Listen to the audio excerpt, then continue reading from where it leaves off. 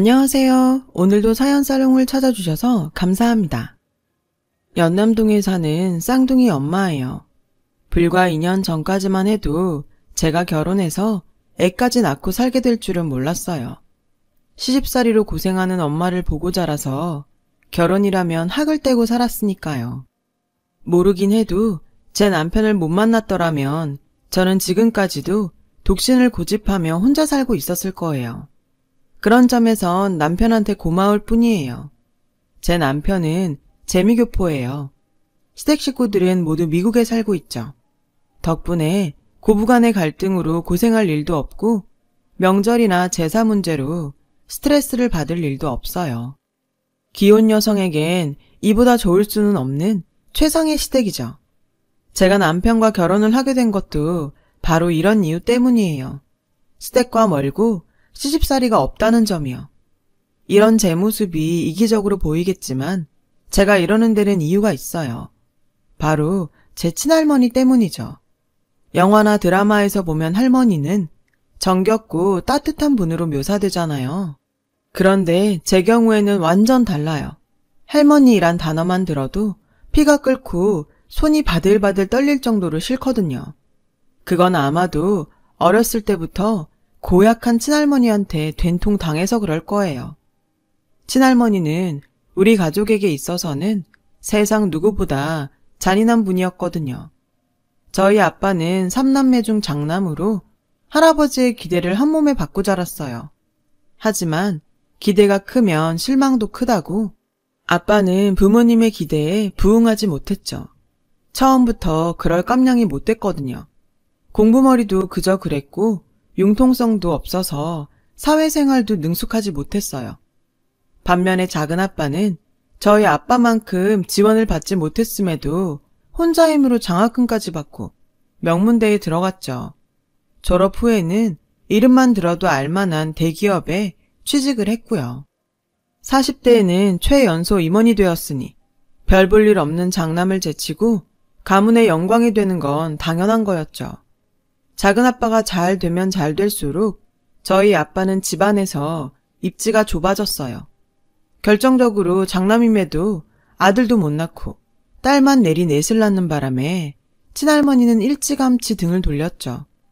그나마 아빠를 아끼시던 할아버지마저 세상을 떠나자 결국 찬밥심세가 되었어요. 무능한 장남에게 맡겨진 임무라고는 부모 부양과 집안 대소사에 따른 책임뿐이었어요. 그리고 그건 고스란히 저희 엄마 몫이 되었죠. 이했다. 세경 받아라. 매달 말일이 되면 친할머니는 저희 엄마를 불러 생활비를 던져주시며 이런 말을 했어요. 세경이라고 아시죠? 일을 한 대가로 노비 머슴에게 주는 돈이나 물건을 뜻하는 거 아닌가요?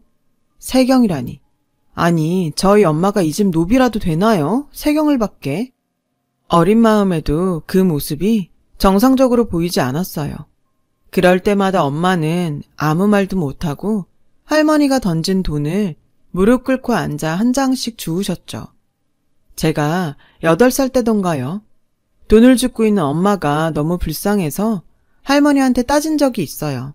할머니, 우리 엄마가 거지예요? 왜 엄마한테 돈을 던져요? 자꾸 엄마한테 이러시면 저도 나중에 할머니한테 용돈 던져드릴 거예요. 엄마는 제 입을 틀어막으며 할머니한테 버릇없이 무슨 짓이냐고 했지만 정작 할머니는 표정 하나 안 변하고는 놔두라고 하셨어요. 됐다. 꼴에 성질 있다고 덤비는데 아직 지주제를 몰라 그러는 걸 누굴 탓하겠냐. 왜 네 애미한테 돈을 던지냐고. 그럼 상전이 제 집 동년한테 공소원이 세경을 갖다 바치리. 네 애비나 애미는 이 할미한테는 하등 필요 없는 혹이다 혹. 내 돈 빨아먹는 존벌레만도 못한 것들이라고. 애미 너도 입 있으면 말해봐라. 네가 시집와서 우리 집에 해준 게 뭐냐. 밥죽 내는 기집애를 넷이나 싸들인 거. 그거 말고 한 게 뭐 있냐고. 남편 벌이가 안 되면 너라도 나가서 돈벌이를 하던가. 그것도 아니면 입이라도 줄였어야지. 넌 생각이란 건 안 하고 사는 애냐? 소정이 너도 똑똑히 들어라. 앞으로 너랑 네 동생들도 내 피 같은 돈으로 먹고 살려면 내 앞에서 고개 빳빳이 들고 빠락빠락 대들 생각일랑 일찌감치 접고 이 할미를 상전 모시듯 극진히 받들어. 안 그러면 밥도 못 얻어먹을 줄 알아. 이게 바로 저희 친할머니예요. 자식도 며느리도 심지어 손녀들까지 종부리듯 하는 못돼먹은 노인네요. 솔직히 저는 이런 할머니보다도 저희 부모님이 이해가 안 갔어요. 이런 대접을 받으면서 왜 할머니를 모시고 사는지 이유를 모르겠더라고요. 그래서 나가 살자고 울기도 많이 울었죠. 그럴 때마다 엄마는 금방이라도 울 것 같은 얼굴로 꾹 참으시며 주방으로 들어가셨어요. 나중에 알았지만 저희 엄마는 어려서 부모님을 여인 탓에 친척집에 얹혀 살아서 친정이 없었더라고요. 집을 나가고 싶어도 갈 곳이 없어서 나갈 수도 없었죠. 할머니도 그걸 알기에 더 지독하게 엄마를 괴롭히셨던 거고요. 거기에 무능한 남편 탓에 당장 생활비도 시어머니한테 받았어야 하니 더더욱 할머니 앞에서 주눅이 들 수밖에 없었죠. 결국 저희 자매는 부모님을 따라 할머니한테 종취급을 받으며 자라야 했답니다. 할머니는 저희 자매한테 용돈을 주실 때도 옛다, 세경이다 이러면서 주셨거든요.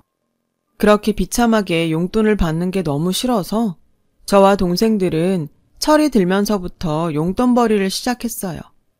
마당 딸린 대저택에 살면서 아이들이 용돈벌이까지 나서니 주변에서는 어린 것들이 벌써부터 돈귀신이 붙었냐며 놀려대기도 했지만 그래도 그런 소리를 듣는 편이 할머니한테 세경을 받는 것보다는 나았으니까요. 적어도 사람 취급은 받으니까요. 당시 할머니는 할아버지가 하시던 한약방을 물려받아서 운영하셨는데 할아버지 어깨너머로 배운 맥 짚는 실력이 어찌나 뛰어나던지 지방에서도 환자들이 몰려들 정도였죠. 그렇다 보니 한약방도 할아버지가 하시던 때보다도 훨씬 장사가 잘 돼서 아예 한약방이 새 들어있던 건물까지 사들일 정도였어요. 할머니는 그렇게 번 돈으로 저희 가족을 건사하셨고 부동산에도 투자를 하셨죠. 할머니의 돈을 관리하는 건 작은엄마였어요. 작은엄마는 70년대 강남개발 당시 땅을 팔아 떼돈을 번 벼락부자의 고명딸로 부친의 영향을 받아 땅 투기로 돈 꽤나 쥐고 사는 사람이었어요. 할머니한테는 입안에 혀처럼 구는 여우 같은 사람이기도 했고요. 곰 같은 저희 엄마와는 전혀 달랐죠. 당연히 할머니는 작은 엄마를 아끼고 예뻐하셨어요. 용돈도 잘 주고 앞에서 살갑게 굴고 게다가 할머니 자산까지 알아서 불려주니 왜 안 그렇겠어요. 거기다 결정적으로 아들 손주를 둘이나 낳아주었으니 말 다 했죠. 할머니의 총애를 받던 작은엄마는 할머니만큼이나 저희 엄마를 무시했어요. 명절이나 제사 때도 설거지 한 번을 안 하면서도 할머니 앞에서 음식 타박까지 해댔죠. 형님, 전복을 이렇게 바싹 구우면 어떡해요. 기껏 어머님 드리려고 크고 비싼 걸로 보냈더니 다 망쳤네. 형님 친정에선 전복도 안 먹어보고 살았어요. 이걸 다 어째. 저희 엄마한테 친정이 없는 걸 알면서도 말끝마다 엄마 친정을 들먹거렸어요. 그러면 기다렸다는 듯 할머니가 끼어들어 한 소리씩 보태셨죠. 제가 어디 그럴 친정이라도 있더냐? 고기도 먹어본 놈이 먹는다고 뭘 먹어봤어야 제대로 음식을 하지. 괜히 작은 애 돈만 썼구나. 큰애 너 뭐하니? 작은 애한테 사과 안 하고.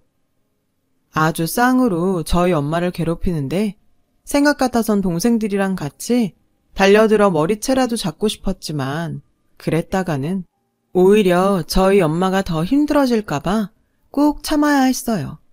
이런 지옥 같은 생활은 제가 대학을 졸업하고 회사에 다닐 때까지 이어졌어요.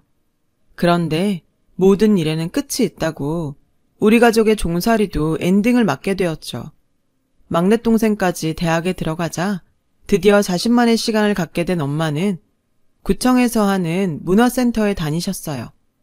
붓글씨며 퀼트, 그 밖에도 이런저런 강좌를 수강하셨는데 그러다가 부동산 경매 강좌를 듣게 된 거예요.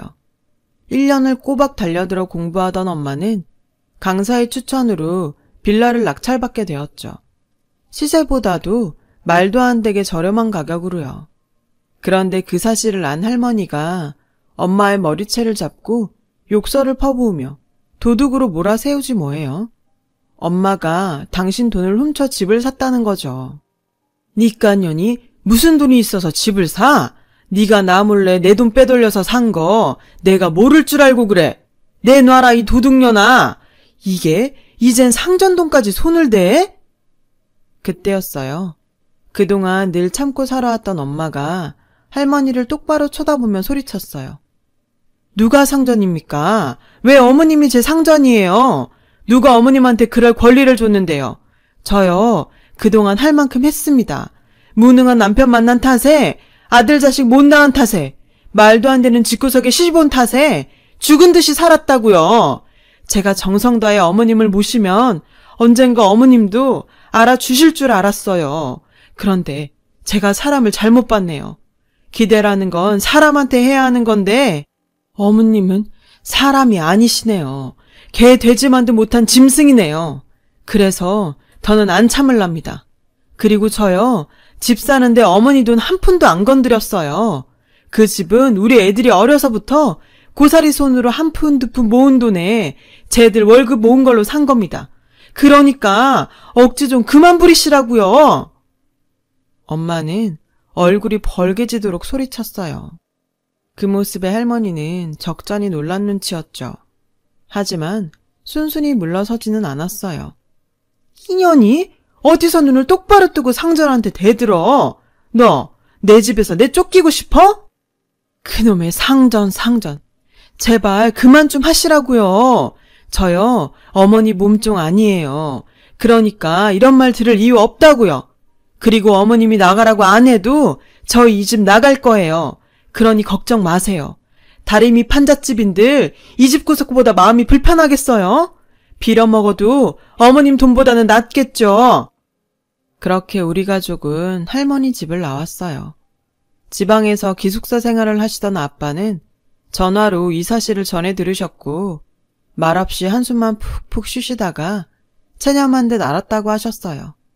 아빠는 회사에 월차를 내고 이삿날에 맞춰 서울로 올라오셨어요. 그 사이 엄마와 우리 네 자매는 이삿짐을 싸놓았고요. 포장이사는 가격이 어마어마해서 용달을 부르고 인부를 사서 이사를 했어요. 돈도 돈이지만 들고 나올 짐이 별로 없었거든요. 할머니는 혹여 우리가 당신 돈으로 산 물건을 들고 나갈까봐 도끼 눈을 뜨고 나와 지켜보셨어요. 그리곤 앞으론 이 집에 발도 들일 생각 말라고 엄포를 놓으셨죠. 그러자 지금껏 말 한마디 없던 아빠가 작정한 듯 한마디 했어요. 네, 그럴 생각입니다. 저도 더 이상 이 사람 가슴에 못 박는 짓 못하겠어요. 그러니 어머니도 다시는 이 사람을 며느리로 볼 생각은 마세요. 저도 아들로 볼 생각 마시고요. 그동안 저희 가족 돌봐주셔서 감사드리고 몸 건강히 만수무강하세요. 아빠의 담담한 마지막 인사에 할머니는 쌩하니 방으로 들어가셨어요. 소파, 냉장고 등 집기들은 할머니 거라서 우리가 들고 나온 건 책상과 옷장, 책과 옷가지 정도가 고작이었어요. 전기밥솥부터 신발장까지 모두 새로 사야 할 정도였으니까요. 경매로 산 집은 우리 6식구가 살기에는 너무도 비좁았어요. 방도 2개뿐이었고요. 아빠가 회사 때문에 지방에 계셔서 그나마 다행이었죠. 이사를 한 그날 우리 가족은 거실에 신문지를 펴고 짜장면을 시켜 먹었어요. 막내 동생은 이제 할머니 눈치 안 보고 TV도 볼 수 있다고 엄청 신나하더군요. 다른 동생들도 마찬가지였죠. 하지만 누구보다도 표정이 밝은 건 엄마였어요. 이삿짐 정리에 청소까지 하느라 힘드셨을 텐데도 얼굴에서 웃음이 떠나지 않더라고요. 아빠는 그런 엄마한테 무능한 남편 때문에 고생 많았다고 미안하다 하시며 엄마의 어깨를 톡톡 두드려 주셨어요. 그 바람에 엄마는 울음을 터뜨렸죠. 그 울음에는 지난 30여 년간의 서름이 고스란히 묻어있는 것 같았어요. 애교가 많은 막내동생은 엄마한테 또르르 달려가 애교를 떨어댔고 결국 엄마의 울음은 금세 웃음으로 바뀌어 버렸어요. 그래, 내가 내 딸들 덕에 산다. 참, 앞으로는 허리띠 졸라매야 하니까 다들 반찬 투정은 할 생각 마. 버는 족족 엄마한테 가져오는 것도 잊지 말고. 특히 당신, 명심해. 호랑이 없는 굴에 여우가 왕이라고 할머니한테 벗어나니 엄마의 독재가 시작됐지 뭐예요. 그래도 이런 상황이 싫지 않았어요. 이게 다 사는 재미다 싶었으니까요. 그날 우리 6 식구는 거실에 요를 펴고 다 같이 모여서 잤어요. 밤새 수다를 떨면서요. 저는 아빠가 그렇게 말이 많은 사람인 줄은 그때 처음 알았다니까요. 첫 경매로 산 빌라를 시작으로 엄마는 본격적으로 부동산 경매에 뛰어들었어요. 아빠의 월급과 우리 자매들의 월급으로 엄마는 이후 몇 개의 빌라를 더 샀고 그 빌라에 세를 놓거나 되팔아서 목돈을 만들어 나갔죠. 그렇게 10년 가까이 경매 부동산으로 돈을 굴린 엄마는 드디어 상가 건물을 손에 쥐게 되었어요. 그러던 어느 날 세입자가 집으로 전화를 했더라고요. 사정이 있어 그러니 이번 달 월세를 다음 달까지 미뤄달라는 부탁 전화였죠. 그런데 평소 엄마 모습과 달리 찬바람이 쌩쌩 부는 목소리로 오늘 직접 가게로 찾아갈 테니 얼굴 보고 얘기하자고 하더라고요. 낯선 엄마의 모습에 저랑 동생들은 많이 놀랐어요. 전화를 끊은 엄마는 저희들을 보며 작심한 듯 말했어요. 니들도 같이 갈래? 엄마가 보여주고 싶은 사람이 있는데. 모처럼 휴일이라 집에서 쉬고 싶은 마음이 간절했지만 왠지 엄마가 저희들한테 보여주려고 직접 가게로 찾아가겠다고 한 것 같아서 동생들과 함께 엄마를 따라 나섰어요. 그런데 도착해보니 낯익은 곳이더라고요. 친할머니 한약방이 있는 건물이었죠. 엄마가 경매로 산 건물이 친할머니 건물인 줄은 꿈에도 몰랐거든요. 엄마는 당당하게 어깨를 펴고는 한약방 문을 열고 들어갔어요. 저희 자매들도 뒤따라 들어갔죠. 엄마와 저희들의 방문에 안에서 기다리고 있던 할머니와 작은엄마가 얼굴을 찡그리더군요. 왜 우리가 왔는지 모르는 눈치였어요. 이것들이 어디라고 떼거지로 몰려와? 왜? 이제라도 무릎 꿇고 싹싹 빌려고 개떼처럼 몰려온 거냐? 그런 거라면 됐다. 난 니들 받아줄 생각 없으니 당장 꺼져! 여전하시네요. 그런데 어쩌죠? 제가 지금 여길 나가면 어머님이 꽤 곤란해지실 텐데요. 괜찮으시겠어요? 이 상황 감당하실 수 있겠냐고요?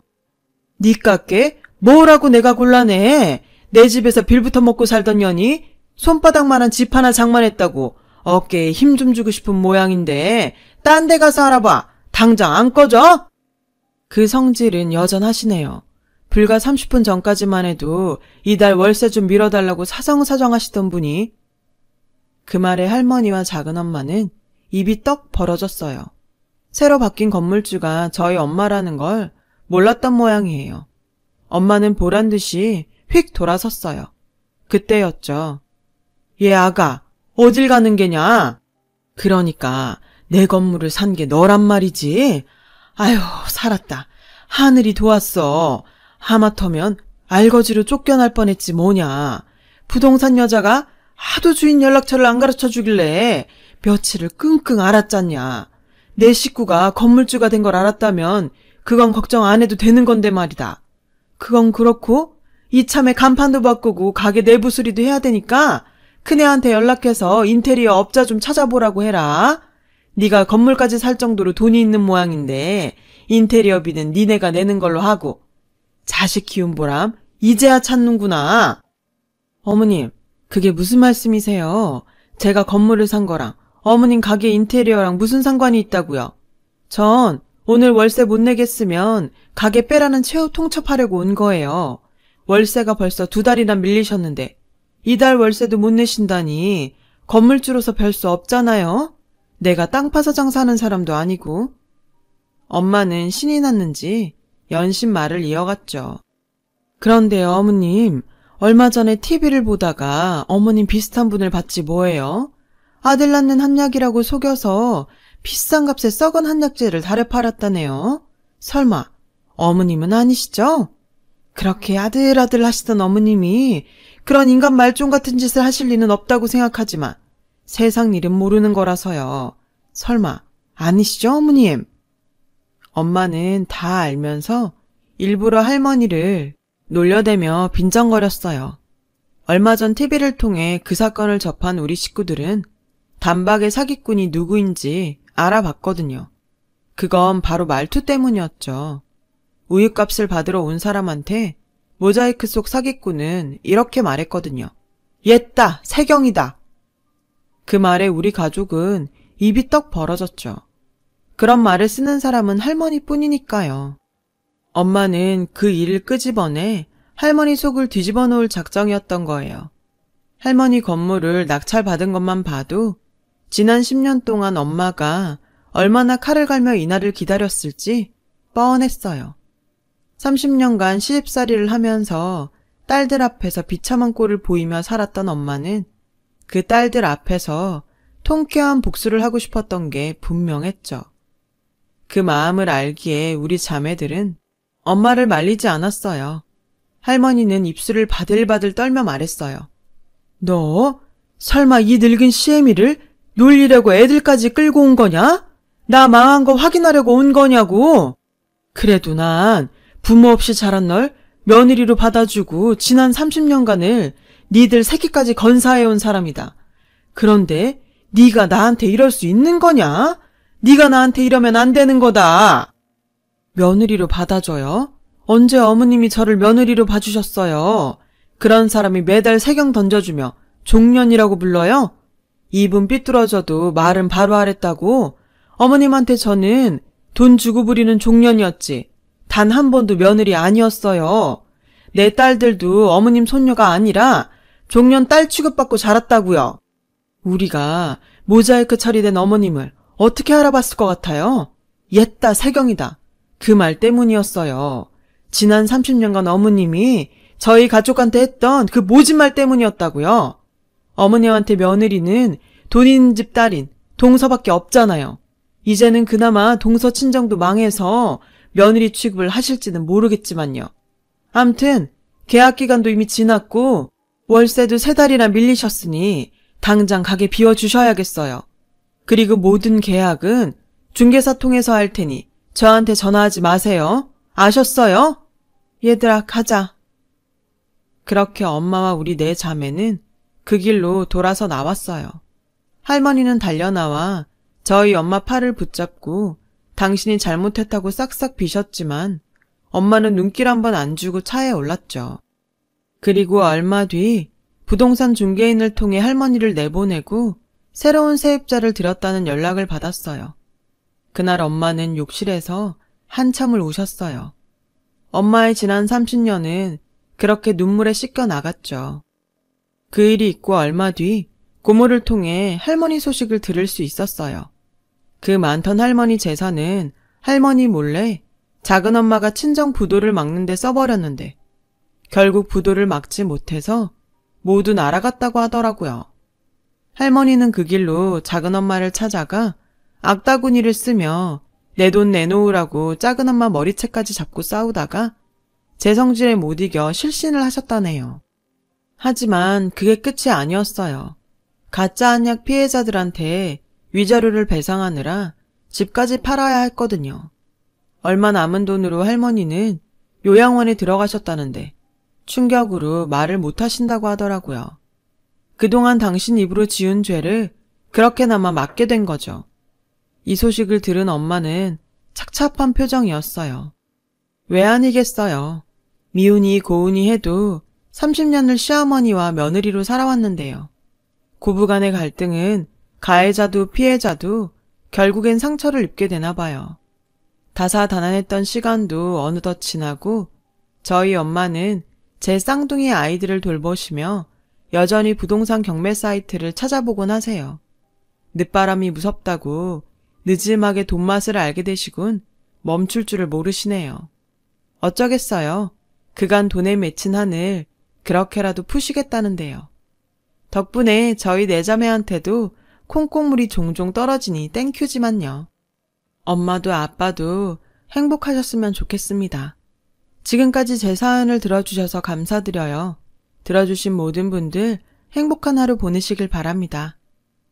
여러분, 사연 댓글에 응원과 현명한 조언 부탁드려요. 좋아요와 구독은 저에게 큰 힘이 됩니다. 오늘도 좋은 일 가득하세요.